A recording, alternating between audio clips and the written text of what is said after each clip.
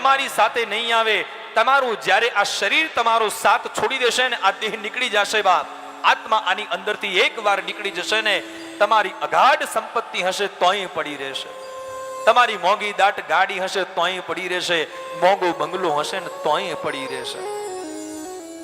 કર્માનુગોગષ્ટતિ જીવ એકઃ, કેવલ કરેલા તમારા કર્મ જ તમારી પાસે આવવાના છે.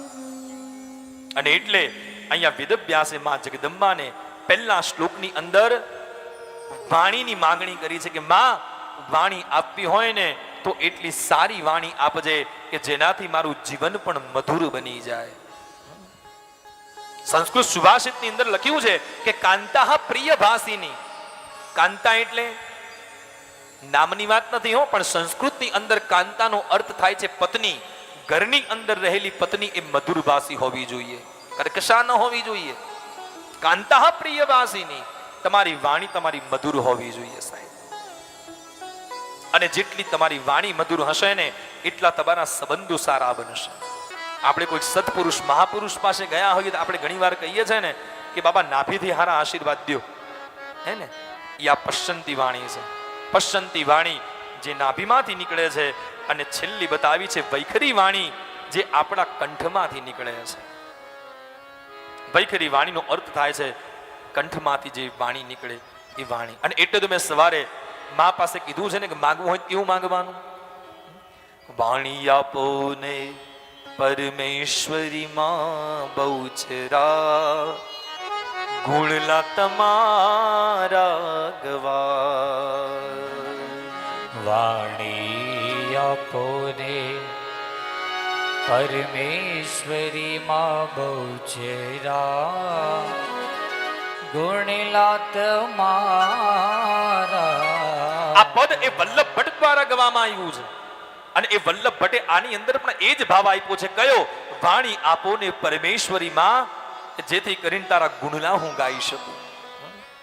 અને આપણે તો ઘણી વાર એવું માંગીએ કે માં ઘોઘરો એવો મોટો આપ કે સોસાયટીમાં કોઈ મારું નામ દેતો ખરું. વાણી એવી હોવી જોઈએ સાહેબ. કાલિદાસની પાસે કવિવર કાલિદાસને તમે જાણો છો ને કે એની પાસે આંખો ન હતી. અરે કાલિદાસની વાત ક્યાં કરો છો? ભગવાનનો પરમ ભક્ત કહી શકાય એવો સુરદાસ, હે ને? સુરદાસની પાસે નયન ન હતા, પણ જ્યારે સુરદાસ જઈ અને ઠાકોરજીના મંદિરની આમ મૂર્તિ આગળ બેઠા હોય એટલે તરત પદ ગાઈ નાખે. દેખો આજ હરી નંગમ નંગા. સુરદાસને ખ્યાલ આવી જાય કે આજ ભગવાન કેવો છે, એને કયા આભૂષણો પહેર્યા છે. આવી દ્રષ્ટિ હોવી જોઈએ.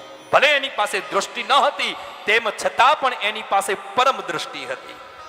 એ જોઈ નતા શકતા પણ ભગવાનને મહેસૂસ કરી શકતા હતા. આ ઘણી બધી બહેનો ગોપી મંડળ હલાવતી હશે, ભજન મંડળ ચલાવતી હશે, હે ને? બધા જઈ આનંદનો ગરબો તમે કરતા હશો, સુંદર મજાના ભજન કીર્તન કરતા હશો. આ બધું શું છે? આ બધી એક વાણી જ છે. અને એ જ વાણીને આવા પદો, આવા કીર્તનો, આવા ભજનો, માં ભગવતીનો, અંબાનો આનંદનો ગરબો, આ બધું ગાઈને તમે શું કરો છો? એમને ટાઈમ પાસ કરો છો? ના, તમે તમારી વાણીને પવિત્ર કરો છો કે એ બાને ભજન મંડળમાં જાશું ને માનું નામ દેવાશે તો આપણી વાણી પવિત્ર થઈ જશે. અને આજે તો એટલા બધા મંડળો ચાલે છે ભજન મંડળમાં, બહુ આનંદ છે. અને બહુ આનંદ, આપણે ગર્વ લેવો જોઈએ કે આપણા સનાતન ધર્મને હવે બહેનો પણ ટકાવવા માંડી છે. ક્યાંક આનંદનો ગરબો થતો હોય, ભજન મંડળો ગાત, અને કેટલો સુંદર ગરબો. અને સૌથી મોટામાં મોટો ગરબો બતાવ્યો હોય ને વિશેષ તો એ આનંદનો ગરબો છે.